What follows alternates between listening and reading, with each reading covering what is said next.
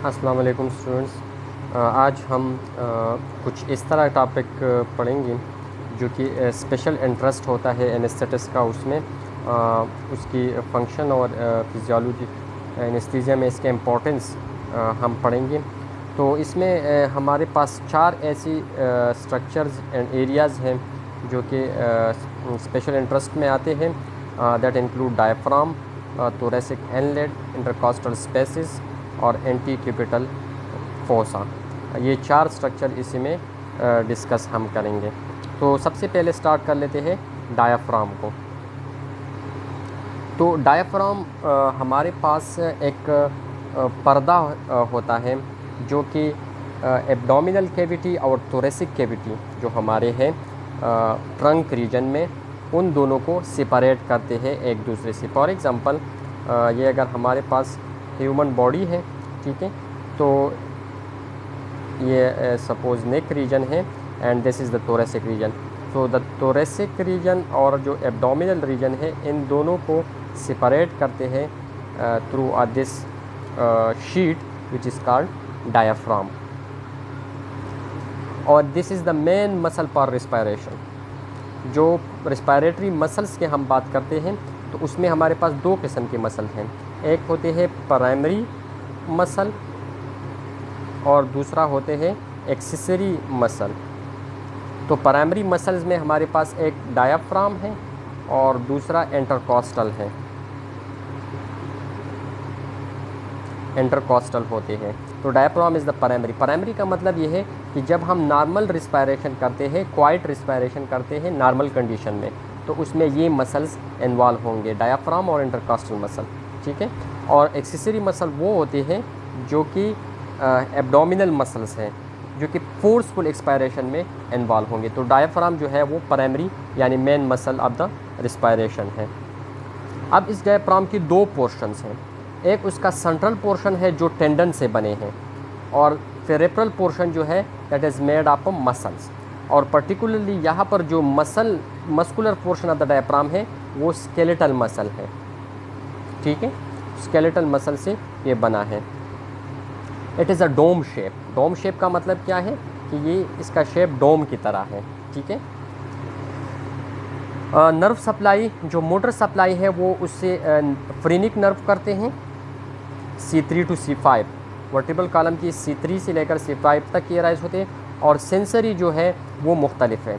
जो इसका central टेंडल portion है उसको फ्रेनिक नर्व सप्लाई करते हैं, और जो मस्कुलर पोर्शन है उसको लोअर थोरेसिक नर्व सप्लाई करते हैं। यहाँ पर आप लोग देख सकते हैं कि उसका जो सेंट्रल पोर्शन है जो वाइटिश नज़र आते हैं, ठीक है, this is the central portion made of tendons, और जो ब्राउन कलर के नज़र आते हैं दे आर स्केलेटल मसल्स। अब इसका फंक्शन क्या है? इससे मुख्तलिफ इसके अंदर सुराख है जिसके थ्रू मुख्तलिफ स्ट्रक्चर जो है वो पास आउट होते हैं, लाइक इंफीरियर वेना केवा, ठीक है, एसोफेगस एंड एब्डोमिनल एओर्टा, ये इससे पास आउट होते हैं। और जो यहाँ पर दी गई है कि 3 मेजर ओपनिंग है जिससे मुख्तलिफ स्ट्रक्चर पास आउट होते हैं from the thorax to the abdomen. तो थोरेसिक वर्टिब्रा नंबर 8 की पोजीशन पे इंफीरियर वेना केवा और सम राइट फ्रेनिक नर्व जो है उससे पास आउट होते हैं, जबकि T10 पे एसोफेगस, वेगस नर्व और left gastric artery and when, लेकिन मेन जो एरिया है वो एसोफेगस का है। और T12 की पोजीशन पर एओर्टा है, और साथ ही thoracic duct and azygos vein, ये इससे पास आउट होते हैं from the thorax to the abdomen. यानी ये हमारे पास डोम है, ये थोरेसिक रीजन है, ये एब्डोमेन, तो इससे ये पास आउट होंगे थ्रू अ ओपनिंग, ठीक है। अब रिस्पायरेशन में इसका रोल क्या है? तो जब हम इंस्पायरेशन करते हैं तो इंस्पायरेशन के दौरान डायाफ्राम जो है, जो उनके डोम शेप है इस तरह, तो वो नीचे की तरफ जाते हैं, ठीक है। तो थोरेसिक रीजन का जो एरिया है वो ज़्यादा हो जाते हैं और लंग्स एक्सपेंड हो जाते हैं। तो एक्सपेंडेड लंग जो है वो उसमें एयर आकर एंट्रैप होते हैं, जिसे हम इंस्पायरेशन कहते हैं। जबकि एक्सपायरेशन के दौरान चूँकि ये इंस्पायरेशन में नीचे आ गई है ठीक है। तो आप एक्सपायरेशन में ये अपवर्ड जाएंगे, ये हमारे पास हो गया इंस्पायरेशन और ये है एक्सपायरेशन। तो एक्सपायरेशन में जब ये अपवर्ड जाएंगी, ठीक है, तो थोरेसिक रीजन का जो एरिया है वो कम हो जाएगा, ठीक है, और लंग्स पर प्रेशर पड़ेंगी तो लंग्स वेल स्क्वीज़, वो कंप्रेस होगा और जो एयर उसमें है वो बाहर निकलेंगी, जिसको हम एक्सपायरेशन कहते हैं। ये नॉर्मल में होता है। जबकि फोर्सफुल एक्सपायरेशन में जिस तरह मैंने बता दिया कि उसमें एक्सेसरी मसल भी इन्वॉल्व होते हैं। एक्सेसरी मसल क्या है? एब्डोमिनल मसल है। तो एब्डोमिनल मसल की जब स्ट्रॉन्ग कॉन्ट्रैक्शन होते हैं तो वो भी डायफ्राम खुद भी ऊपर की तरफ जाते हैं और एब्डोमिनल मसल भी उसको ऊपर की तरफ लेके जाते हैं। तो लंग्स जो है वो बहुत ज़्यादा कंप्रेस होते हैं, तो ज़्यादा जो एयर है वो बाहर निकलती है और फोर्सफुल एक्सपायरेशन हो जाते हैं। अब एनेस्थीसिया के दौरान हम एक ड्रग्स यूज़ करते हैं जिसको हम मसल रिलैक्सेंट या न्यूरोमस्कुलर ब्लॉकर कहते हैं, मसल रिलैक्सेंट भी कहते हैं। तो मसल रिलैक्सेंट या न्यूरोमस्कुलर ब्लॉकर क्या है कि वो हमारा जो न्यूरोमस्कुलर जंक्शन होते हैं, इसके तमाम स्केलेटल मसल यानी न्यूरॉन और मसल के दरमियान जो जंक्शन बनते हैं, उस न्यूरोमस्कुलर जंक्शन को ब्लॉक करते हैं तमाम स्केलेटल मसल में। तो इस स्केलेटल मसल रिलैक्स होते हैं, वो फिर कॉन्ट्रैक्ट नहीं होते और सर्जरी आसानी के साथ हो जाते हैं। अब चूँकि डायफ्राम मैंने बता दिया कि वो स्केलेटल मसल है तो वो भी ब्लॉक हो जाते हैं। जब डायफ्राम ब्लॉक हो जाते हैं तो उसमें फिर मूवमेंट नहीं होती, तो ना इंस्पायरेशन होती है ना एक्सपायरेशन होते हैं, तो हमारे पास स्पॉन्टेनियस ब्रीथिंग ख़त्म हो जाती है। फिर इस स्पॉन्टेनियस ब्रीथिंग तो मेंटेन रखने हैं। अब आपके साथ नॉर्मल ब्रीथिंग नहीं हो रही तो आप मैकेनिकल वेंटिलेशन स्टार्ट कर लेते हैं। तो ये एनेस्थीसिया में इसकी इम्पोर्टेंस है। दूसरा जो स्ट्रक्चर है वो थोरेसिक इनलेट है। थोरेसिक इनलेट डायफ्राम की तरह, जो डायफ्राम हमारे पास सेपरेट करते थे थोरेक्स और एब्डोमेन को, लेकिन थोरेसिक इनलेट जो है ये नेक रीजन और थोरेसिक रीजन को कनेक्ट करते हैं। ये वाला जो एरिया है that is called thoracic inlet, और इससे large number of important structure pass out होते हैं। ठीक है, वो आगे हम डिस्कस कर लेते हैं कि कौन कौन से स्ट्रक्चर है।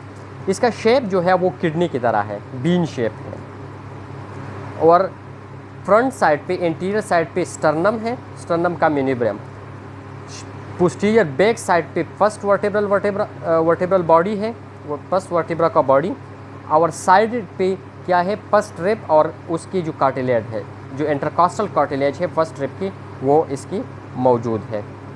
अब यहाँ पर लंग्स की एपिक्स जो है, दोनों लंग्स की एपिक्स वो भी अलॉन्ग विद द प्लूरा, ठीक है, वो भी यहाँ तक प्रोजेक्टेड है। ठीक है, क्लेविकल से वो 3 सेंटीमीटर अबाव है, तो थोरेसिक इनलेट के रीजन में ये भी आते हैं।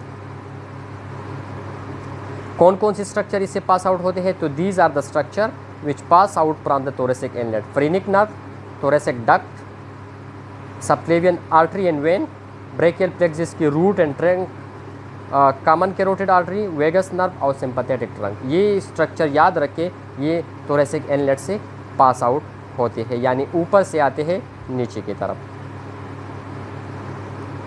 अब तीसरा स्ट्रक्चर जो है वो इंटरकॉस्टल स्पेस है। इंटरकॉस्टल स्पेस किसे कहते हैं? जो रिब्स होते हैं हमारे पास, सपोज ये हमारे पास एक रिब है और ये है दूसरा रिब, तो इन दो रिब्स के दरमियान जो स्पेस वाक़या होते हैं they are called intercostal space, और इसी स्पेस में हमारे पास क्या होते हैं? मसल्स होते हैं, जिसको हम इंटरकॉस्टल मसल कहते हैं। अब इसी मसल में हमारे पास वेसल्स भी होते हैं, नर्व्स भी होते हैं और लिम्फेटिक वेसल्स भी होते हैं।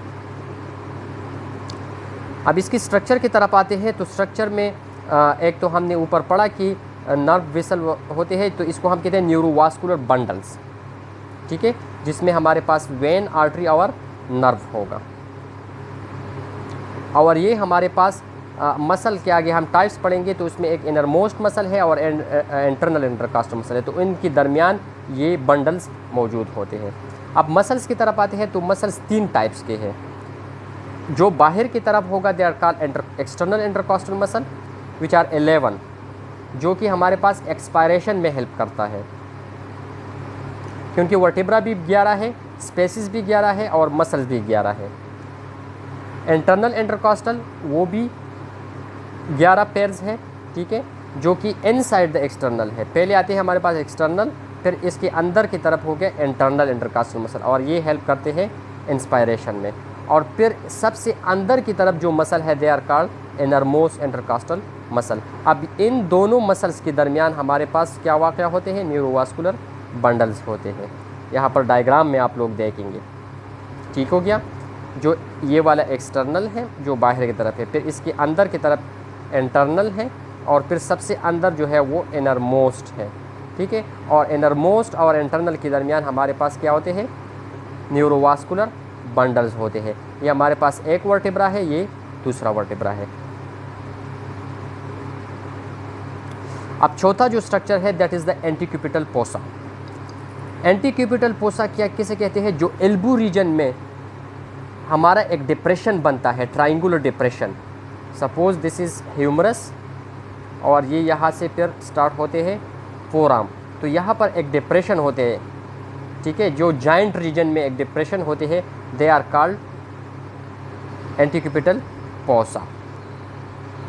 इसमें हमारे पास वेसल्स होते हैं, नर्व्स होते हैं, ठीक है, जो कि फोरआर्म को ह्यूमरस से आते हैं टुवर्ड द फोरआर्म, या फोरआर्म से जाते हैं टुवर्ड द ह्यूमरस, ठीक है, दोनों डायरेक्शन में आते हैं। अब इसमें जो विसल और नर्व है ये सुपरफिशियल होते हैं, स्किन के करीब होते हैं, तो इजीली डैमेज हो सकते हैं। तो इसलिए ये इम्पोर्टेंट हम पढ़ते हैं कि इसका डैमेज जो है वो हमसे ड्यूरिंग इंजेक्शन, ड्यूरिंग पोजीशनिंग जो है वो ना हो जाए। अब अगर हम मीडियल से लेटरल की तरफ जाते हैं, ठीक है, यानी इस साइड से इसकी तरफ आते हैं, तो कौन कौन से स्ट्रक्चर सामने आएंगे। तो सबसे पहले आएंगे मीडियल नर्व, ठीक है, जो कि फोरआर्म को सप्लाई करते हैं। ब्रेकियल आर्टरी, ब्रेकियल आर्टरी की बाइफर्केशन होगी, यहाँ पर दो में इस तरह कन्वर्ट होगा into the ulnar and radial arteries. ये हमारे पास ब्रेकियल हो गया, ये अल्नर। तो जो बाइफर्केशन है जिसके ऊपर हम स्टेथोस्कोप रखते हैं ड्यूरिंग ब्लड प्रेशर मॉनिटरिंग, ठीक है। बाइसेप टेंडन्स होंगे फिर, ठीक है, पहले मीडियल नर्व, फिर ब्रेकियल आर्टरी, फिर बाइसेप टेंडन, फिर रेडियल नर्व, ठीक है, और इसके बाद लेटरल की तरफ सुपरफिशियल वेन होगा जिसके ऊपर हम अक्सर इंजेक्शन लगाते हैं, ठीक है। सुपरफिशियल वेन कौन कौन से होंगे, सिफेलिक,